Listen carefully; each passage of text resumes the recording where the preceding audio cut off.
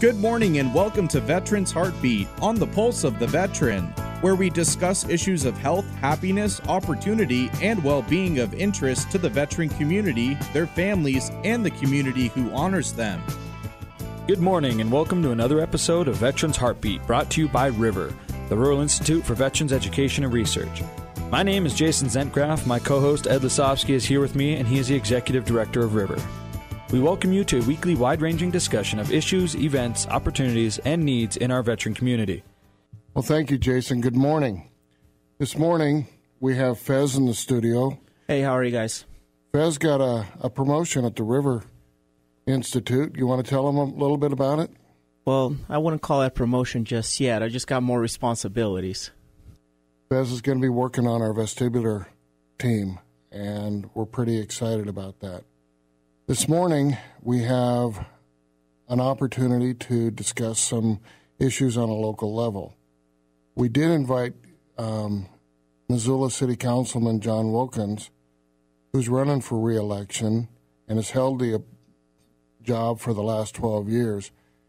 And we have Jesse Ramos, who is running for the position, and he's here in the studio to discuss veterans issues. So last Monday I testified before the City Council, and during the meeting I met with City Councilman Wilkins, and it seemed like a good idea to have a cordial chat with him and his leading opponent. This show, like all shows here on Veterans Heartbeat, is to educate the listening audience. It's not a debate, and there are no attempts at asking gotcha questions from our guests, and I really appreciate Mr. Ramos from showing up. Thank you, Jesse. Welcome. Thanks for having me on, Ed, and it's good to see you again, Fez. Jesse? Well, let's start out with my first question, because I don't understand some things here. What does a city councilman do? So the best way that I would describe what a city councilman does, and that's a great question because I hear it a lot, I would look at it kind of as a, dulled down Senate to the president. I would look at it's kind of the Senate of the city, and they decide and negotiate on laws and bills, and then the governor ultimately signs them. Just like with the presidency, he does have a big say as to what legislation is passed and what legislation gets to the Senate. However, he does need the deliberative body to agree on some things and vote and debate, and it's a mini democracy, if you will, just like what we have over in Washington, D.C. Hopefully a little bit more efficient, though. Well, it's really nice that you did show up and were willing to be on Veterans Heartbeat. I wish Councilman Wilkins had showed up. It would have been a better show. However, let's talk a little bit about what is happening in Missoula on the veterans issues, if you don't mind. I would love to talk about that, and in fact, I've learned a lot of what I know about veterans issues from River as well as the United States of Hope, and there's some really troubling things going on in Missoula with their veterans. From what I hear, Missoula has the highest veteran suicide rate in the state, and Montana has the highest veteran suicide rate in the entire country, so that is incredibly troubling to me. Well, I've got the report, the official report from the U.S. Veterans Administration on suicide in 2012. There was a number of disturbing issues that I read, and I read it from my viewpoint as a clinical suicidologist. I've discussed this a little bit with you. Some of the trends were that if they're not in the system, in the VA getting health care, that those statistics are the ones that are rising for the suicide rates amongst the veterans. Yeah, you showed me that, and that was very interesting to me, especially because we hear a lot of negative things about the VA at a national level and with the media, but there is a very distinct difference in those that are receiving VHA versus those who aren't. The trend goes down fairly considerably if they are getting VHA medical support. Well, another statistic that really blew me away was the rise of suicides in the population between 18 and 24. It's almost doubled since 2009 to 11.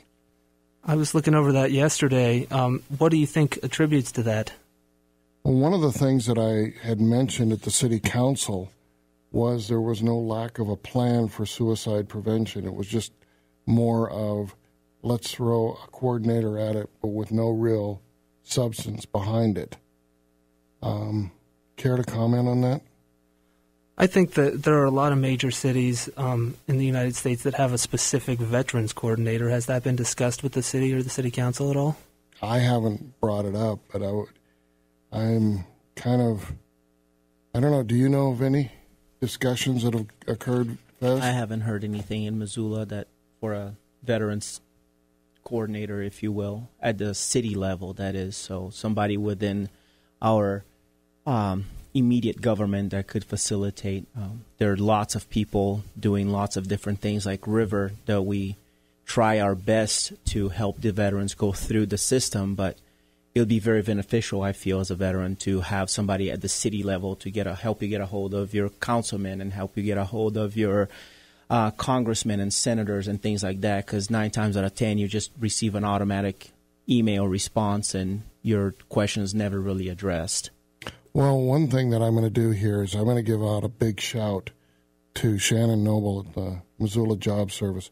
She does a lot of work trying to coordinate, but that's not her job. But she does what she can, and I'm real happy that she allows River to work with her. She's been great to work with. Let's talk some more statistics, because really that's where the story gets told. We've talked a lot about vestibular issues on the Veterans Heartbeat. I don't think a lot of people understand it, and that's one of the reasons that we brought Fez in today. Fez and I are heading up the study on vestibular disorders within the River Institute.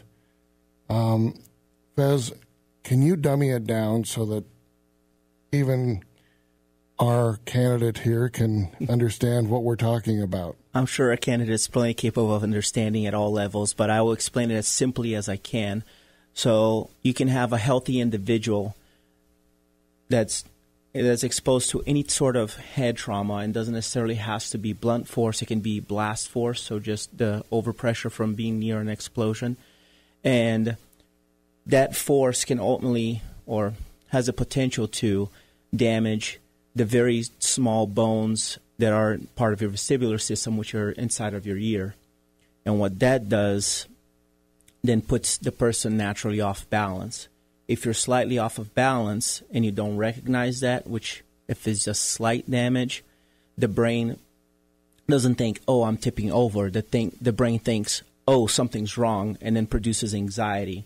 So a lot of veterans are coming back and getting those MTBI, so the mild traumatic brain injury diagnoses, and they're also being diagnosed with PTSD, are being so not because of a psychological issue, but more so from a physiological issue, because they have that vestibular damage that's not being diagnosed.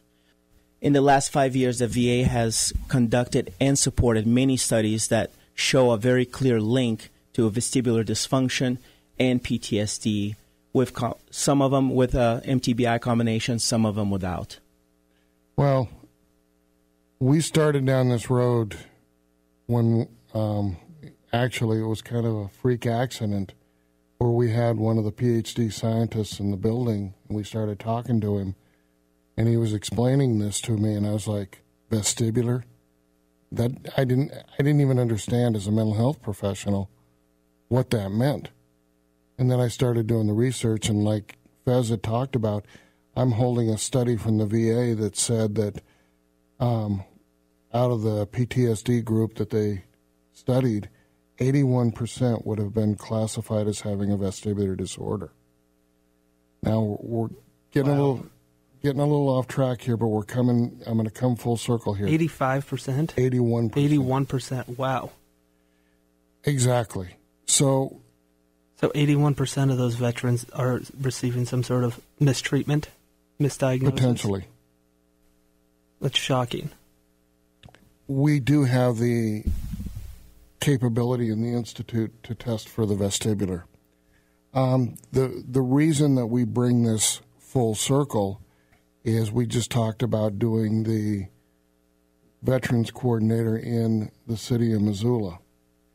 Now, you were quoted in the newspaper, if I'm not mistaken, about something about not buying a Ferrari or a Maserati when you can't afford to pay the water bill?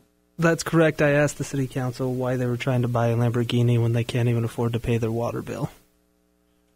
What did you mean by that? I mean, are they in arrears for the water bill?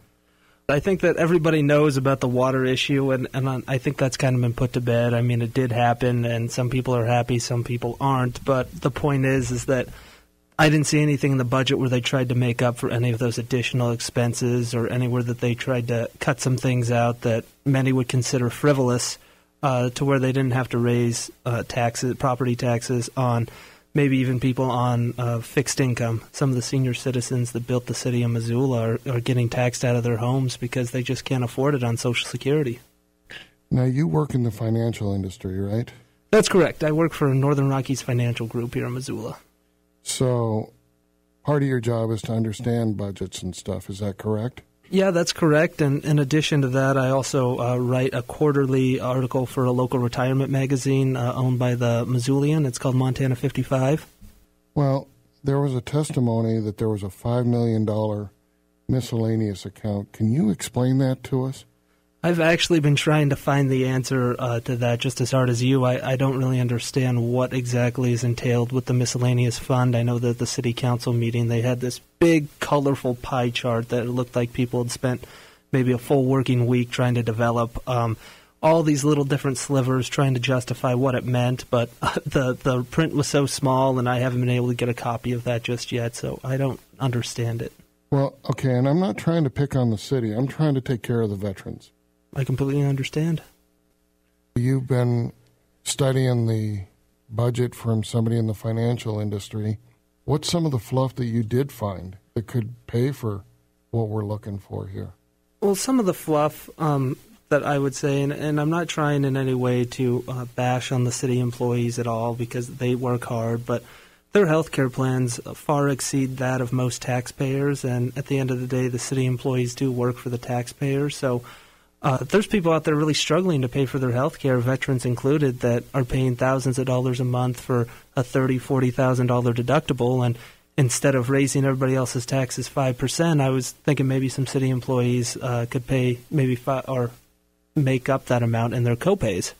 That was one of the areas. And another area was we paid $4.2 million for a walking bridge, and I was told that we could have put a tunnel in that same area for $1.2 million. And you look around, and a lot of the bicycle trails are in better conditions than a lot of our roads. So I'd like to see more put into the fundamentals, such as working with veterans and our infrastructure, as opposed to some of the more luxurious things. I'd rather focus more on the necessities.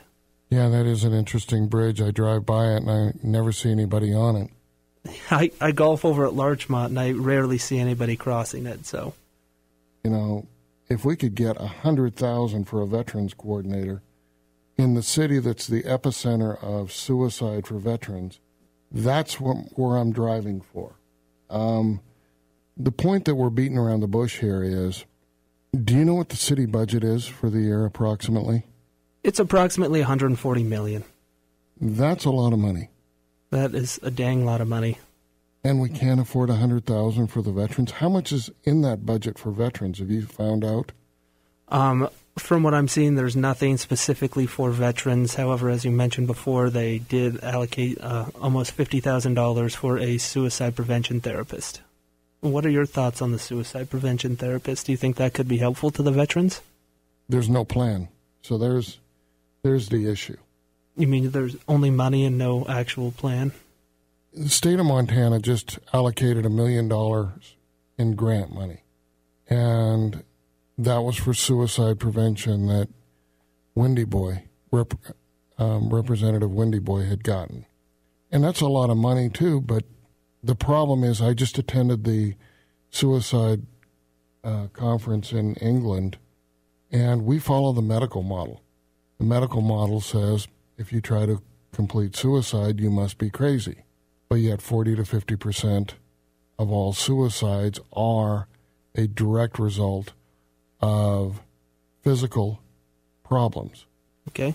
So one of the big issues we have here, and Fez can back me up on this, how many doctors do we have at the VA clinic here? 2.5. 2 there full-time and 1 person that comes in for twice a week, I believe. 2.5 doctors? How many veterans are serviced with the VA clinic here in Missoula? Several thousands. It's approximately 17,000. 17,000 serviced by 2.5 doctors? Yeah. That's at the VA clinic here in Missoula, yes.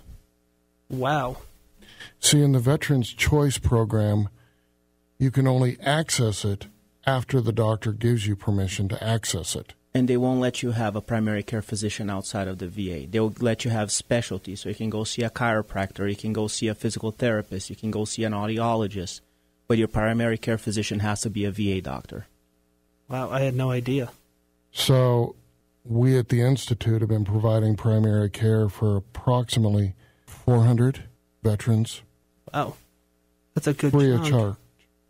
Free of charge, how are you able to do that? We get doctors that donate time and whatnot. Wow, how were you able to find those doctors? And are they? That's what a coordinator could do for these veterans. You know, another statistic that kind of blew my mind was it's real easy for a mental health professional to diagnose post-traumatic stress. I mean, there's no physical workup required. So according to a article, 22% of all the veterans coming out got a diagnosis of PTSD, as compared to only 2% of the veterans coming out with TBI. And it even gets slimmer when you have... Vestibular. No, the vestibular is not even counted in any of the statistics. Not counted at all? Not at all. Wow. Yet 81% have potential to have that disorder. Why has it not been counted at all? It's outside of normal way of thinking. But Fez, how long has it been around?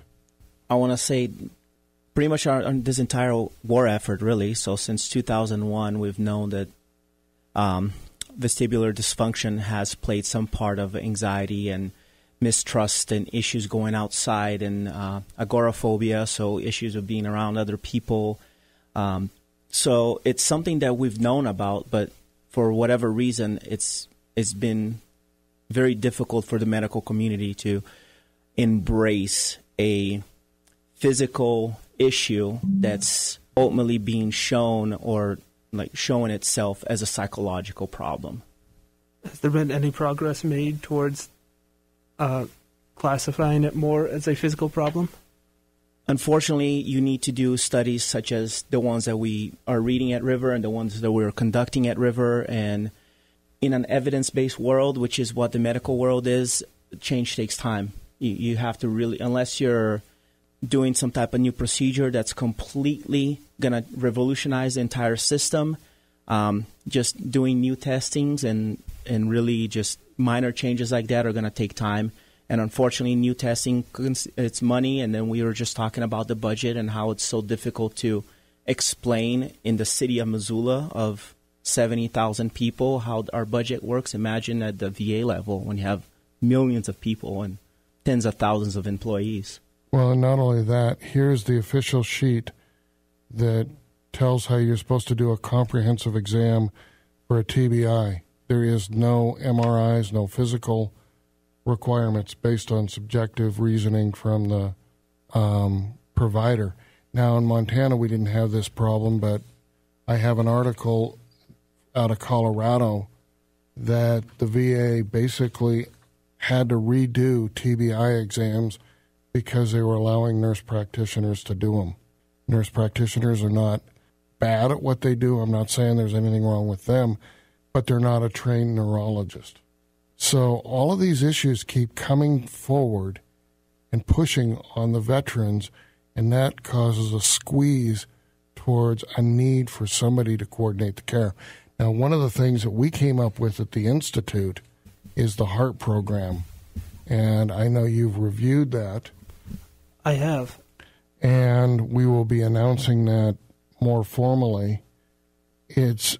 Let's start working together here. It takes, as Hillary Clinton coined the term from Africa, it takes a village. And we need a mayor of that village. Or at least a councilman. Yeah, that would be nice. That cares about veterans. And I appreciate that you do care enough to show up for Veterans Heartbeat. I appreciate the opportunity to come on and learn more. But we're going to be searching for volunteers in the state of Montana that want to work with veterans, and we have a very special program coming up. So I would say that's going to be our next one that we're going to be doing on Veterans Heartbeat. And it's sad to see 130. How many coordinators do they have in the city of Missoula? That's a great question, Ed, and I've been looking for the answer to that. I was actually hoping we could ask Councilman Wilkins when he came in today. But I think that there's a coordinator for bicycles. Is that correct, Fez? I do believe so, that, Free Cycles has a representative in the city council and one in the mayor's office. And I do know that my bike has more governance over veterans dying around us. Which is very sad. And has there ever been any discussion of a veterans coordinator? I know that it's been brought up to the council by a couple people, but it's not happened. And I know that New York City dedicates almost 5% of their budget to veterans. And if I'm not mistaken, doesn't Montana have the highest per capita veterans population in the United States? That's correct. We have about 13% population compared to, on average, 2% or less is a veteran in the United States. All right, well, $137 million, and it's 5% of the property tax base. That means that the city of Missoula is basically selling your house back to you every 20 years. It's like another mortgage. That's correct. From a financial standpoint, that is something that a lot of people overlook, but that was a very good observation on your part. I mean, that's scary to think that I pay for my house, I have it paid off, but yet my tax base means that I have to pay it again every 20 years. Roughly, yeah. You have to pay an increased amount of your tax burden every 20 years. So a lot of issues here. I'm hoping that this spurred a lot of people to call Mayor Engen and tell him to get a veterans coordinator out of that $137 million. And what else would you like to see on if you were a councilman? I would like to see maybe a monthly veterans forum where veterans and veteran leaders like yourself and Sam Redfern of USOH could come to the council and have a review council meeting with them and discuss the issues that are most threatening to the veterans of Missoula, and then seeing how the veterans coordinator could work those issues. So it's been an interesting one-sided conversation here. I really wish Councilman Wilkins had shown up, but obviously veterans are dying. Veterans are having issues. If you're a veteran and you're having issues, feel free to contact us at the Rural Institute. We're there for you. We're bringing in Dr. Yearsick. He'll be offering a clinic once a month soon, and he's out of Chicago. So we're going to bring in some of the top experts. I appreciate everything that you're doing, Jesse, to at least help us bring to light the veterans' issues. Well, I really appreciate you having me on and giving me the opportunity to learn about the veterans' issues. It's been a privilege. And I really hope that people start calling the city mayor's office and saying, what up? Why don't we've got bicycles that have more representation than veterans, and that's just not right. I completely agree. All right. Well, thank you for your time, and thank you, Fez. Thank you, Ed. Thank you, Jesse. Thank you, Fez. Excellent. Well, thank you very much for listening to Veterans Heartbeat. We'd not be able to bring it to you without all the support of the listeners. Thank you to our main sponsor, River. the Rural Institute for Veterans Education and Research, who has an array of services such as veterans-focused education, a free vestibular disorder clinic, and many more services. Check them out on Facebook or on the web at riverofchange.org. Lastly, we'd like to show our appreciation to all of our veterans. Thank you for serving our country and keeping us safe.